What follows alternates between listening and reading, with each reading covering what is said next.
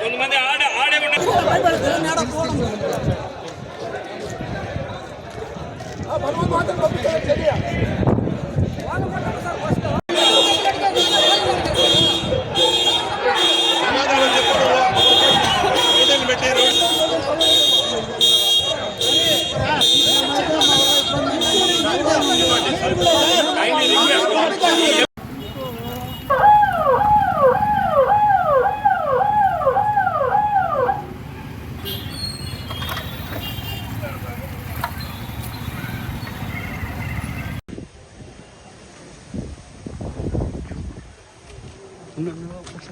Please.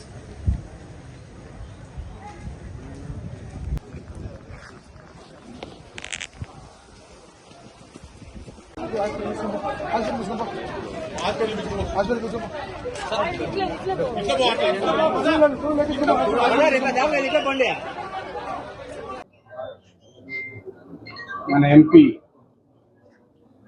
Mithun Reddy గారు సుమారు 9 గంటలకు మా ఇంటికి రావడం జరిగింది. నేను టిఫిన్ అరేంజ్ చేసి టిఫిన్ తింటున్నాము. ఇంతలోనే కొంతమంది పరిగెత్తుకుంటా ఇటు అటు తిరుగుతూ గలాటలు చేస్తున్నారనేది చూసినాము. కొంతమంది వచ్చి మీరు మీ పైకి తెలుగుదేశం వాళ్ళు దౌర్జన్యం చేయడానికి వస్తున్నారు, అంబేద్కర్ సర్కిల్లో వాళ్ళంతా గుమిగూడు ఉన్నారు, మీరు ఈ ఊర్లో మిథున్ రెడ్డి గారు మీరు తిరగకూడదంటే ఇక్కడ అని నాకు చెప్పడం జరిగింది. నేను మిథున్ రెడ్డి గారికి మనం వద్దులేబ్బా అంబేద్కర్ సర్కిల్ వద్దు, మనం ఇట్లే వెళ్ళిపోదామన్నాము. మిథున్ రెడ్డి గారు ఏం చెప్పినారంటే ఈ మధ్యలో సెటిల్ కాక్ కోర్టు కొట్టేశారు కదా, ఆ కోర్టు చూసేసి ప్రెస్లో అక్కడికే రమ్మని చెప్పండి సార్, ప్రెస్ కార్డ్ అక్కడ మాట్లాడేసి మనం మదనపల్లికి వెళ్ళిపోదాము అని చెప్పినారు.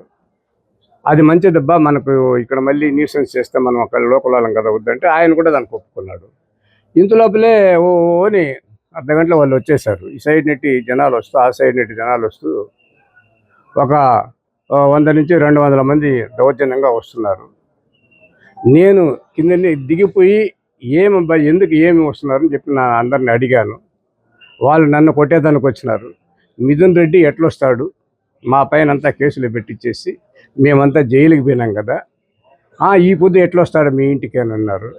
నేను చెప్పానయ్యా మిథున్ రెడ్డి గారు నేను పార్లమెంట్లో ఉన్నాం, అప్పుడు మీరు చంద్రబాబు నాయుడు వచ్చిన మేము ఇక్కడ ఈ ఊర్లో కూడా లేము, వాళ్ళు పోలీసు వాళ్ళు మీ పైన పెట్టింటే పోలీసు వాళ్ళు అడగండి, పోలీసులపై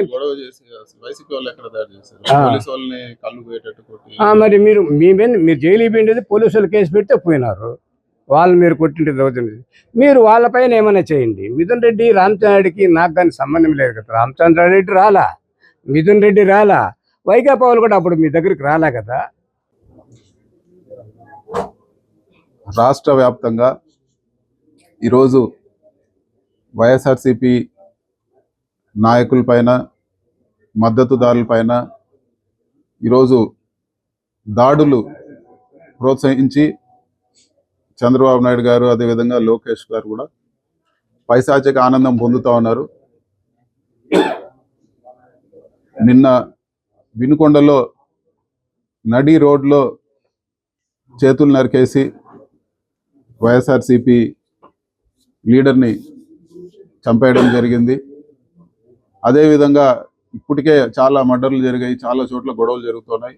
పుంగునూరు నియోజకవర్గంలో రాజకీయంగా అక్కసు పట్టలేక రాజకీయ కక్షతో ప్రశాంతంగా ఉన్న పుంగునూరు నియోజకవర్గంలో కార్యకర్తల ఇల్లులు నేలమట్టం చేశారు, ఆస్తులు ధ్వంసం చేశారు, ప్రభుత్వ ఆస్తులు డ్యామేజ్ చేశారు, ఎంతమందినో గాయపరిచారు. అదేవిధంగా ఒక ప్రజాప్రతినిధిగా ఎంపీగా ఇక్కడ ప్రశాంతమైన పుంగునూరులో ఈరోజు ప్రజల దగ్గరకు వస్తే కావాలనే అడ్డుకొని కావాలనే గొడవలు చేస్తూ ఈరోజు మారణాయుధాలతో రాళ్లతో అదేవిధంగా ఇంటిపైకి మన గౌరవ పెద్దలు రెడ్డప్ప గారి ఇంటికి వస్తే ఈరోజు ఇంటిపైకి వందలాది మంది వచ్చి దాడులు చేసి ఈరోజు అటాక్ చేశారు. ఇంకా కూడా ఈరోజు ఈ ప్రెస్ మీట్ జరుగుతూ ఉన్నప్పుడు కూడా ఈరోజు ఇంకా కూడా దాడులు జరుగుతున్నాయి. మీరందరూ కూడా విజువల్స్ తీసుకోవచ్చు.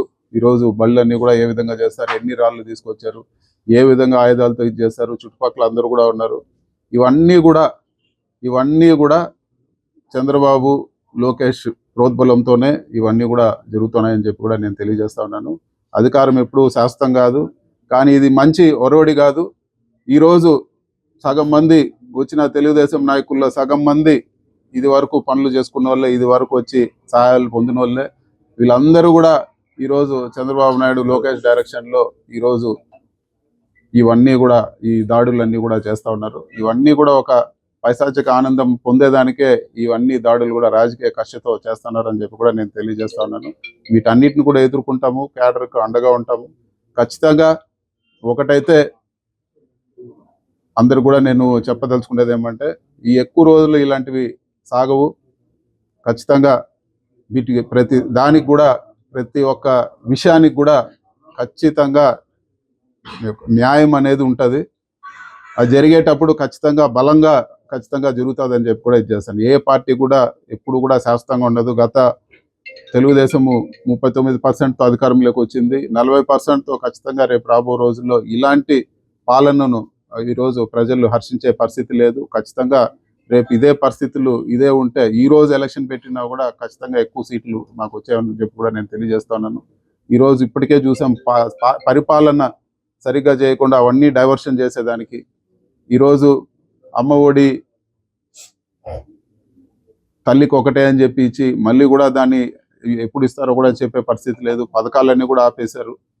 ఈరోజు అభివృద్ధి అనే మాటే లేదు. మరీ ముఖ్యంగా పుంగనూరు నియోజకవర్గంలో ఏ ఒక్క గవర్నమెంట్ బెనిఫిట్ ఆశించకుండా ఇక్కడ వాళ్ళే భూమికి డబ్బులు కట్టి ఇక్కడ ఎలక్ట్రిక్ బస్ ఫ్యాక్టరీ పెడతామని వస్తే ఈరోజు కక్షపూరితంగా పుంగనూరు నియోజకవర్గం పైన కక్షపూరితంగా వాళ్ళకు కూడా ఈరోజు కోఆపరేట్ చేసే పరిస్థితి లేదు.